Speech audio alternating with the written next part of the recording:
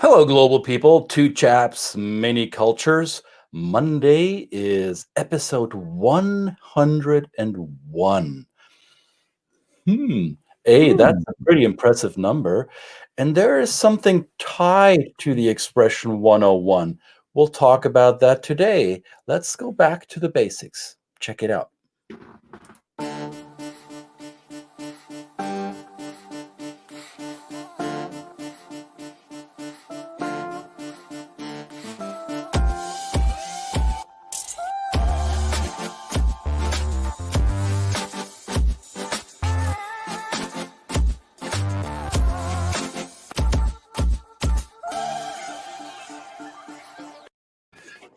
Okay. Here we are. Sorry, you caught me off guard. All right. Good morning. We're dancing here. I am, at least. Good morning, everybody. Welcome, global people, wherever in the world you are. It might be good morning to some of you. It might be a very early morning for a few of you. It might actually already be midday or evening. So let us know what time of day it is right now as you watch this live.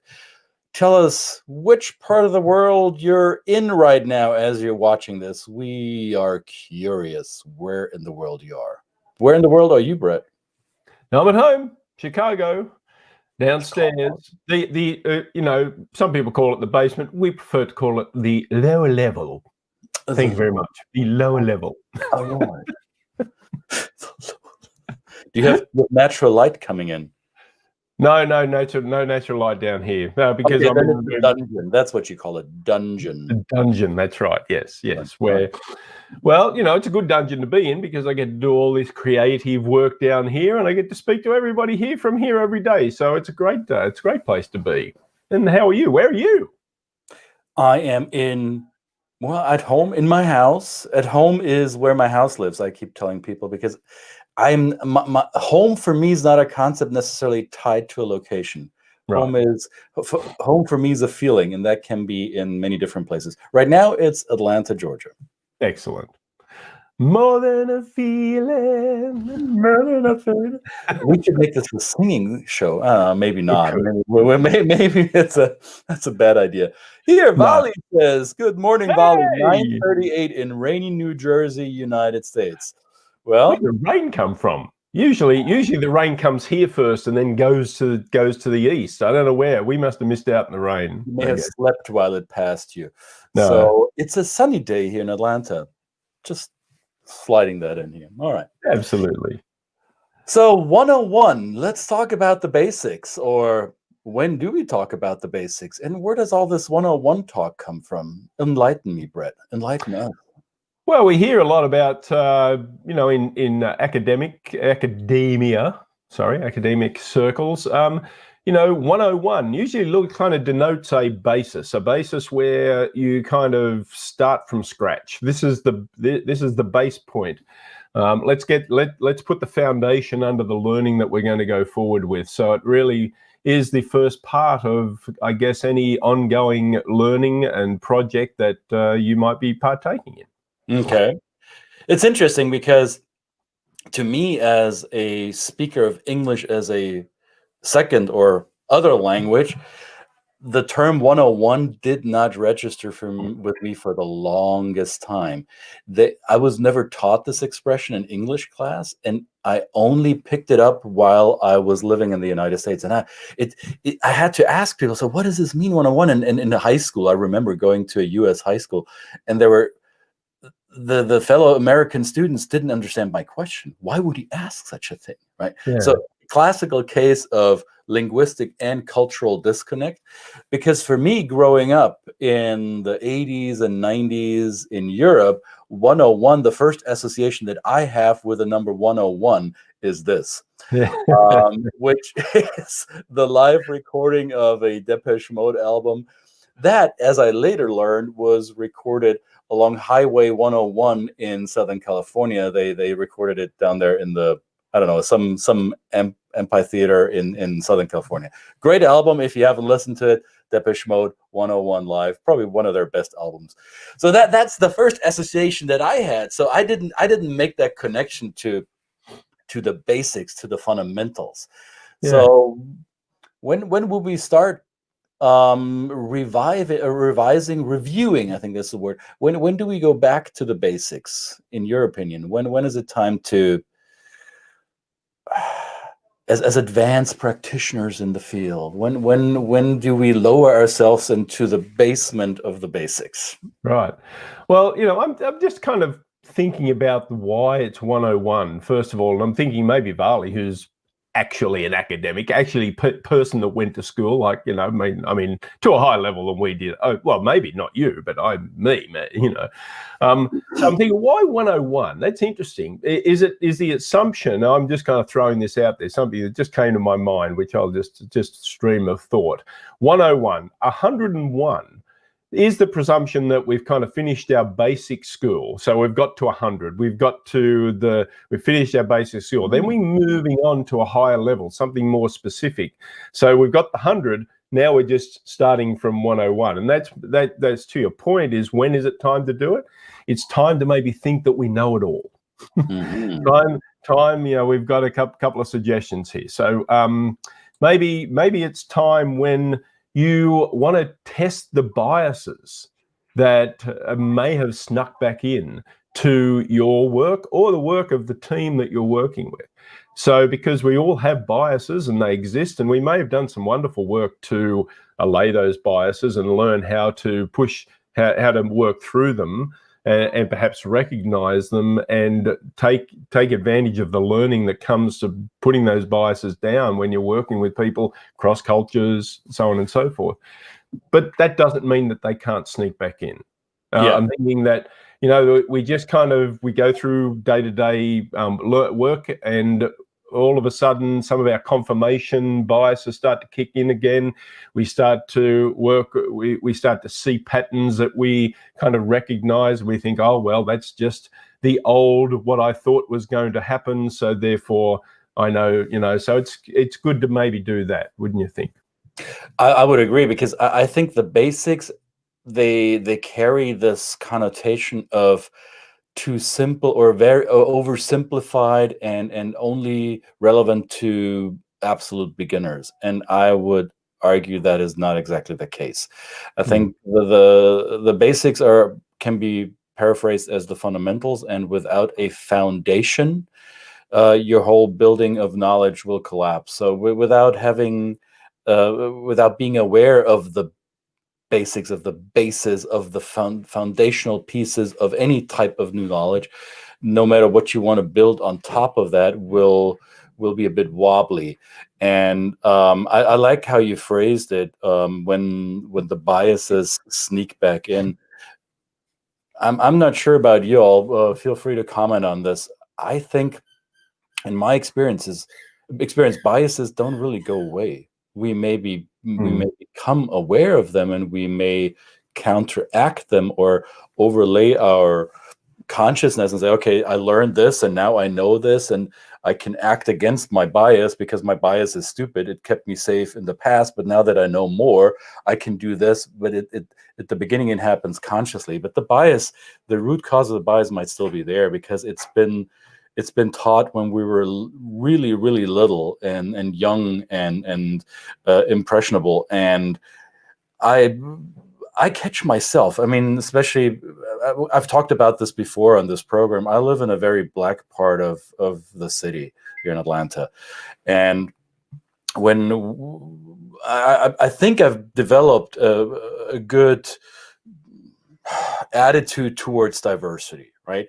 And I think I've learned a lot about the ethnic inequality and the cultural differences within the U.S. society, especially here in the Southeast, and the history to which it is connected. And still, sometimes some of these biases hit me. I don't speak them out loud. I don't act upon them, but they appear in my mind, and I'm like, where the hell did that come from? You're better than this. So I start chastising myself, but they're still there. So biases, I'm not sure if they will ever go away. So it's good to test against them. That's my comment. Absolutely, yeah. So another one might be, if you've worked on a team for a good period of time, and you're leading a team, What if team members change? What if there is, 25% of it is new people that have come in, bringing new technical skills, new actual skills to the project that are needed. But what about their learning and also the learning of others from those new people that have come in from on the team? Because maybe they're coming on the team from different places in the world and different cultural backgrounds, and even if they are really from even if you're in a homogenous type of team where the person comes in that looks, sounds, and acts the same to you, they still have a background that's worth validating from the point of view of the rest of the team, and at least their working styles from a cultural or a personal point of view. That often strikes me as odd when clients come to me and say, "Hey, we're doing this cultural awareness thing with our team, or we want our existing team to be more equipped with dealing with the cultural diversity that we are experiencing with our present staff," and they do it once, and then I leave them typically with the suggestion that this becomes an ongoing thing, that we start thinking about doing repeaters on this, maybe whatever their hiring cycles are, maybe once a year, maybe twice a year, depending on how they what talent attrition they have, and depending on the client. But there seems to be often a reluctance to do this again, because well, we've done it, now we check the box on our learning and development cheat sheet, and now we're good. And no, you're not, because you're people will leave you, people will enter the organization, and your demographic mix will change, and so will your cultural composition on the team change. And the people that remain on your team will evolve as well. They learn, they make new experiences. So going back to the basics would be a really smart idea in order to have a great onboarding program for you as a globally present organization. Yeah, absolutely. And then, of course, kind of related to that is you can have new members on the team, but you could also be dealing with new customers. The new customer comes along, and as we talk about with cultures across borders, there's also cultures that exist in companies. So maybe it's a good idea I would say that it is just part of the due diligence that should be done when you're onboarding a new customer to work with you, is that you do spend some time asking them about their company culture. What are the values? What are the beliefs and things that make them tick internally, so that you can hope to match that, or at least understand it, so that you can meet their needs in a better way. And of course, if those customers are in different countries, new countries you've never dealt with before, then again, you're going to have to apply perhaps some learning that you've had before to this new culture in terms of how they might possibly work. Yeah, there's a nice case. There are plenty of case studies out there. I was reminded of one actually this morning. I think it was in one of the newsletters I got. I think it was the CEO, then CEO of Royal Dutch KLM Airlines, and they were preparing, or they're deepening their alliance with the Italian airline Alitalia. And I don't remember the name of the CEO. It's probably for the best, though he's not publicly shamed once again. He said something like, well, in global business, in business like this, cultural differences don't really matter, because the Dutchies like pizza and Italians like Dutch soccer. And that was his argument, that this was the baseline, this was the basics of this was the 101 of his cultural understanding. Needless to say, it was a very costly mistake.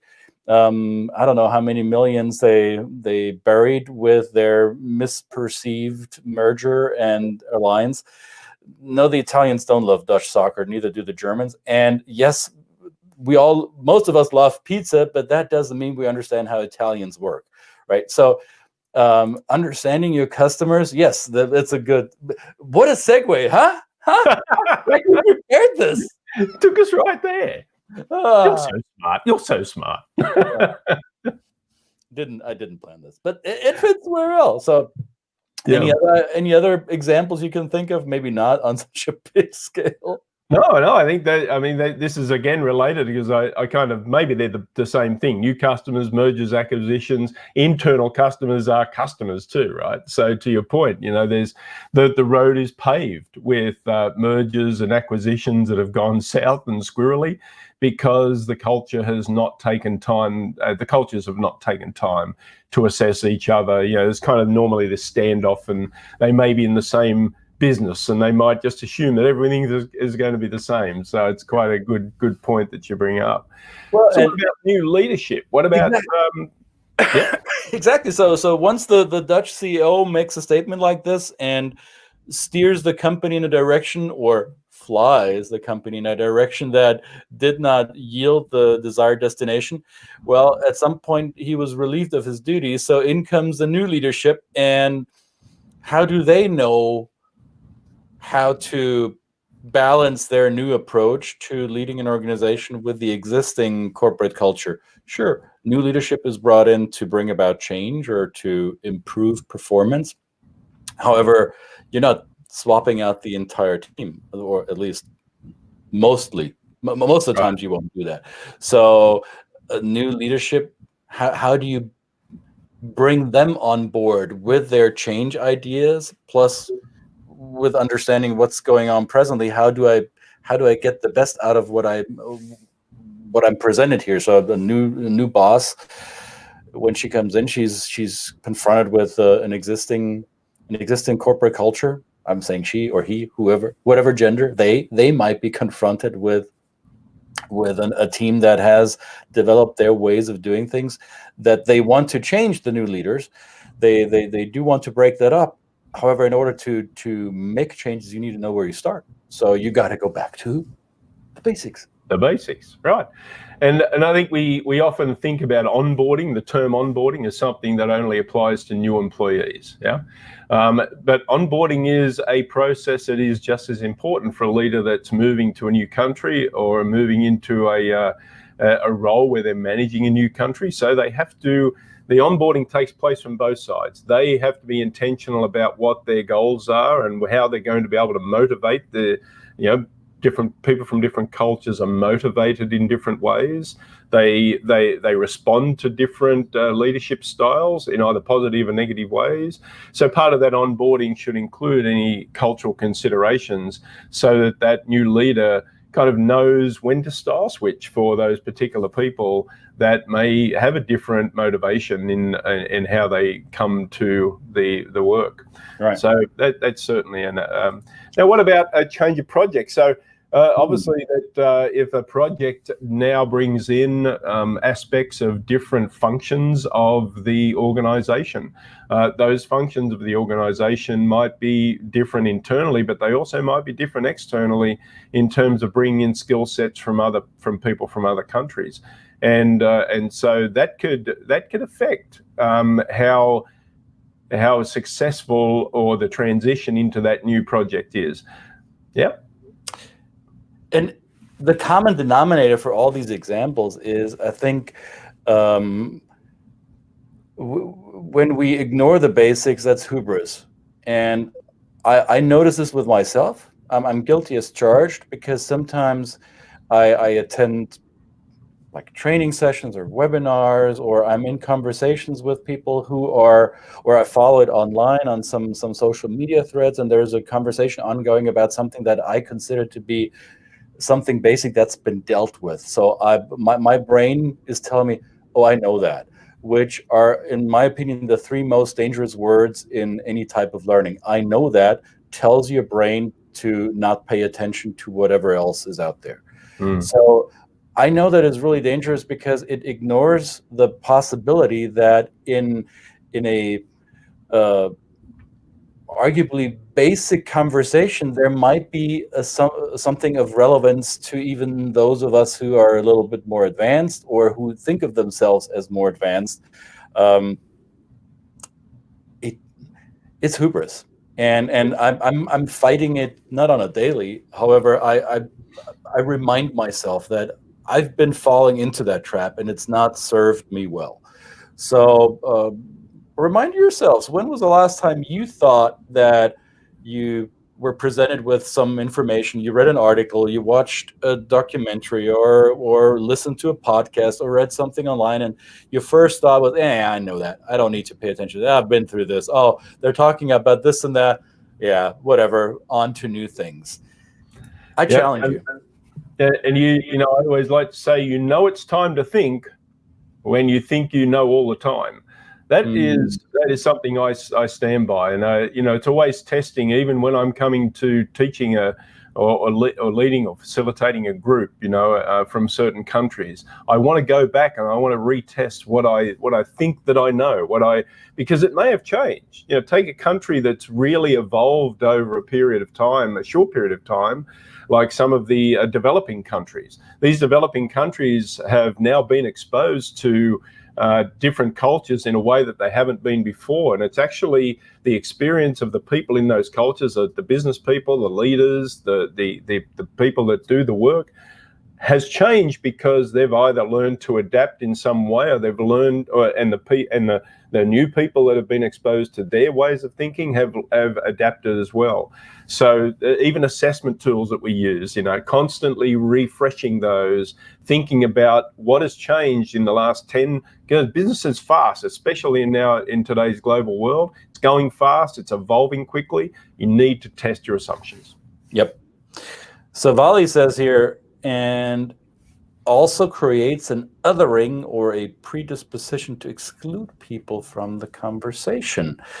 So yeah, Vali, maybe you can provide us with a little more context. What exactly creates the othering or the predisposition? But I have a sense I know where you're going with this, and this display of, oh, I know this, or I've learned this, or I don't need to go back to the basics, may let you appear as elitist, or I know more than you, therefore you are inferior to me, and I don't need to dedicate too much time to you because you need to catch up to reach my level of expertise. And that is something that is not very endearing, let's put it that way. Yeah, well, that can happen to a whole team, right? There could be an in-group, out-group type of situation that comes with people that have got that experience already. There's 4 or 5 people on a team that work together, they know each other, and that basically creates for the new person on the team a sense that they're coming into a very foreign. It's already a foreign environment, but it's foreign from the fact that they have to spend time that they shouldn't have to spend in actually building credibility or trying to kind of crack through that shell of the in-group.